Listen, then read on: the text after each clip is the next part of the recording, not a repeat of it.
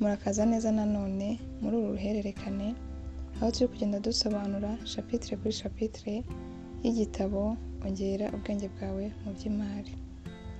Niba umaze gukurikirana izi video ndetse warebye na video zabanje, uzi ko twamaze kurebera hamwe ubwenge butanu mu by'imari. Twarebye uburyo bwo kongera amafaranga winjiza, tureba uko warinda amafaranga yawe ndetse no kuyagenzura neza. Kandi twanarebye kuyakoresha neza mu buryo abyara andi menshi ndetse no kunoza amakuru yacu ajyanye n'imari. Izo chapitre zatwigishije ibintu bitandukanye umuntu akeneye mu rugendo rw'imari. Ariko uyu munsi tugiye gukomeza tuvuga kuri chapitre ya 8 aho umwanditsi ahuriza ubwenge bwose hamwe.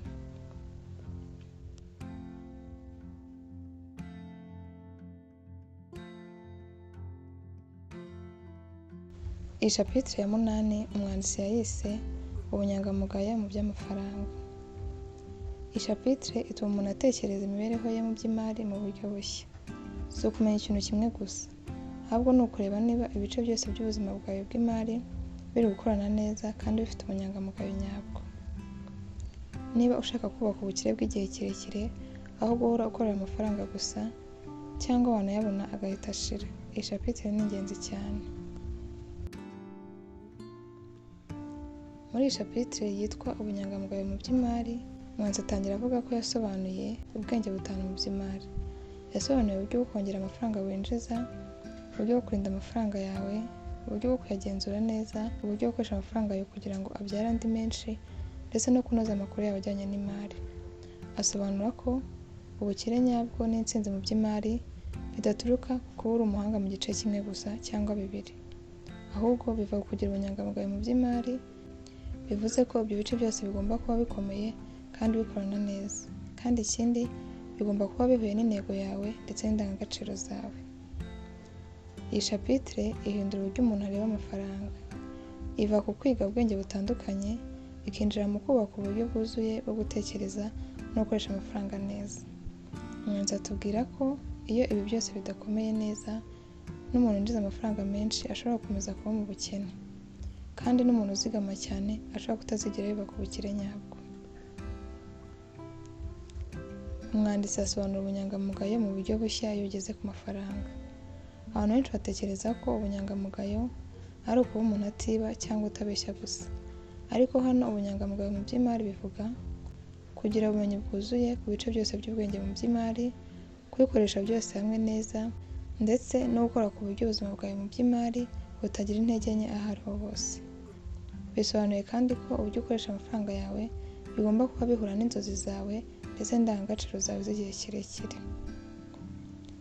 Umwanditsi akunda kuvuga ko hari abantu bashobora kuba bafite akazi keza kabahemba amafaranga menshi. Avuga ko abo ngabo baba bafite ubushobozi bwo kwinjiza amafaranga menshi. Ubwo ni bwa bwenge bwa mbere twavuze. Ariko kubera ko baba bafite intege nke mu kuyacunga neza ndetse no kuyarinda cyangwa kuyakoresha neza ngo abyare andi, usanga baba badafite ubukire ndetse bahora bashyira n'amafaranga yabo mu bintu bitabazanira andi. Ku rundi ruhande, umuntu ashobora kuba yizigama cyane ariko atazi ko yakoresha amafaranga ye kugira ngo amubyarire andi. Ashobora kubaho ubuzima bwe bwose yizigama ariko ntiyigere yubaka umutungo nyawo. Ubunyangamugayo mu by'imari rero ni ukugira uburinganire muri ubwo bwenge bwose ndetse no kugira imbaraga mu bice byose by'ubwenge bw'imari. Kimwe mu bice by'ingenzi muri iyi chapitre ni aho umwanditsi avuga ku nyandiko yerekana uko ubuzima bwawe mu by'imari buhagaze. Umwanditsi avuga ko umuntu wese ushaka gutera imbere mu by'imari agomba kugira iyi nyandiko.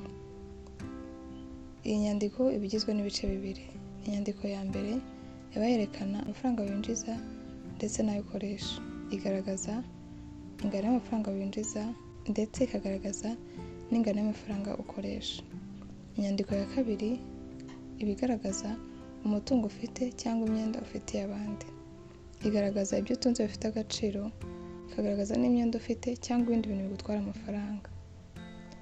Umwanditsi avuga ko ikibazo ari uko abantu benshi batagira izi nyandiko, bityo bagafata imyanzuro y'imari batazi aho bahagaze.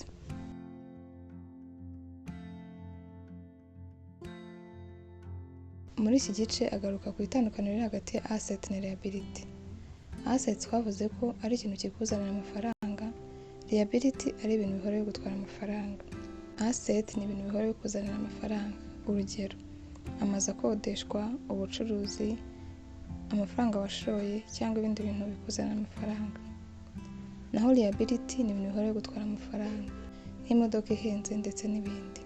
Iyo ufite inyandiko yawe y'imari ihita ikwereka ukuri, niho usobanukirwa niba uri kubaka umutungo nyawo cyangwa uri kugura ibintu bigaragara neza ariko bihora bigutwara amafaranga. Umenya neza niba ufite ikintu kikuzanira amafaranga cyangwa uhora utegereje umushahara gusa buri kwezi. Ubunyangamugayo mu by'imari bugaragarira muri izo nyandiko.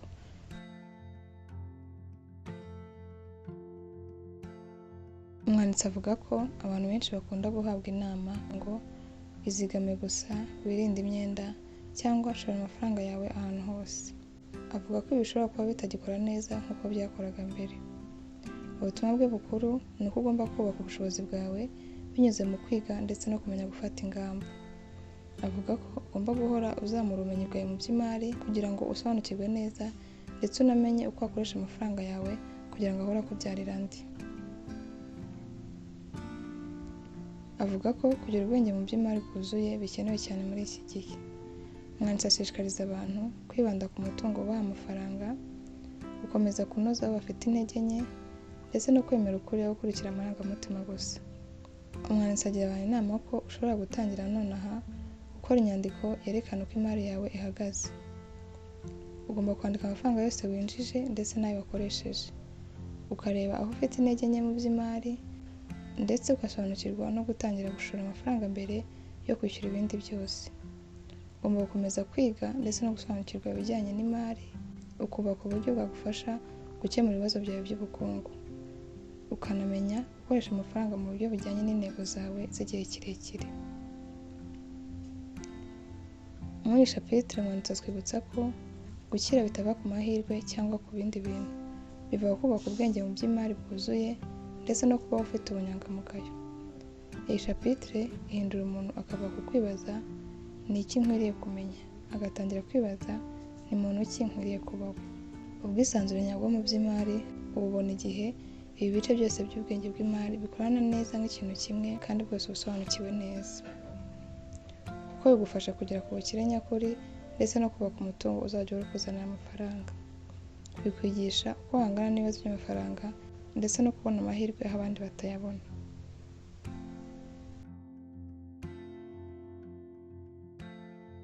Ndizera ko bigiye byinshi muri iki gice. Niba iyi video yagufashije ndetse wakuyemo n'amasomo menshi muri iki gice, kora like, ukore subscribe niba utarayikora ndetse unayisangize n'abandi. Murakoze.